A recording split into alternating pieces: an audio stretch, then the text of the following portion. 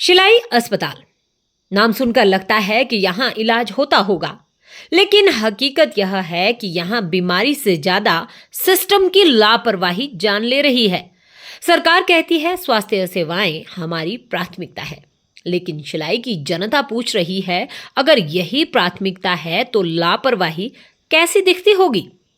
यह वही अस्पताल है जहां कभी हर महीने 9 से 10 हजार लोग इलाज के लिए आते थे, आज आधे से भी कम, क्योंकि यहाँ इलाज नहीं होता बल्कि मरीजों को टिकट देकर हायर सेंटर भेज दिया जाता है।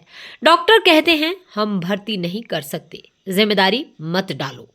सवाल ये है कि अगर भर्ती नहीं करनी तो फिर डॉक्टर किस लिए बैठे हैं? बस नाम के लिए।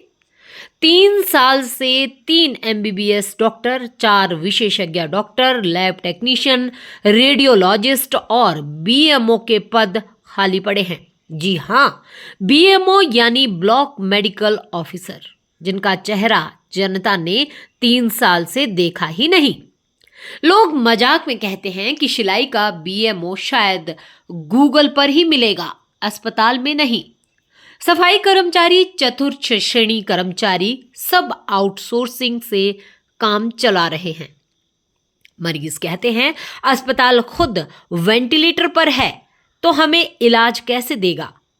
और मंत्री जी, हिमाचल के उद्योग मंत्री हर्षवर्धन चौहान, जिनका घर खुद शिलाई में है और स्वास्थ्य मंत्री का घर भी पास ही है, और दोनों के दरवाजे से शिलाई अस्पताल बस कुछ ही दूरी पर है, लेकिन लगता है कि मंत्री जी विकास की नींद में हैं। 19 करोड़ के अस्पताल भवन की घोषणा हुई, 25 लाख की डिजिटल एक्सरे मशीन लगी, DPR बनाई गई, और हुआ क्या? बस अखबारों की सुर्खियां। अस्पताल की असली हालत दीवारें सीलन से गिर रही है, मरीज जमीन पर पड़े हैं और डॉक्टरों की सीटें खाली है। अब आते हैं सबसे बड़े व्यंग पर।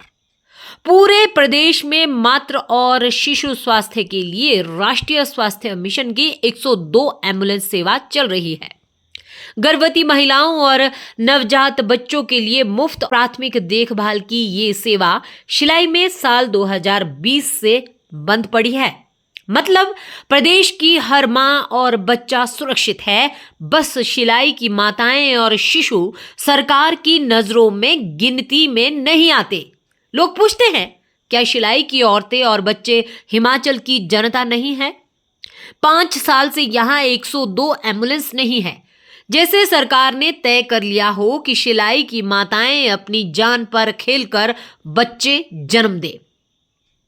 और सरकार का रवैया, घोषणाएं, शिलान्यास और भाषण। लेकिन जब जनता अस्पताल पहुंचती है तो सुनाई देता है बस एक डायलॉग, रेफर कर दो। लोग अब कह रहे हैं अगर हमारे मरीज अस्पताल में भर्ती नहीं हो सकते तो नेताओं को भी जनता के दिल में रहने की जगह नहीं मिलेगी। गुस्सा इतना है कि पंचायत चुनावों में जनता ने तय कर लिया है, अब वोट की चोट से जवाब दिया जाएगा।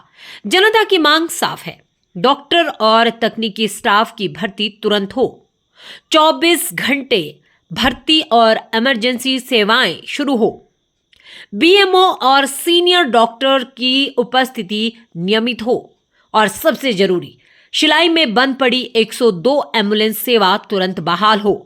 वरना शिलाई की जनता कहती है सरकार ने हमें रुलाया है, अब हम सरकार के चाटुकार और दोगले नेताओं को भी रुलाएंगे। यह कहानी सिर्फ शिलाई अस्पताल की नहीं, यह उस सरकार के खोखले दावों का आईना है जिसने स्वास्थ्य को चुनावी मंच पर बेचा और सत्ता में आकर जनता की जान को दांव पर लगा दिया। शिलाई अस्पताल मौत का कुआं बन चुका है और मंत्री जी अब भी चैन की नींद सो रहे हैं। इस तरह की रोचक वीडियो को देखने के लिए हमारे अखंड भारत पेज को फॉलो करना ना भूलें।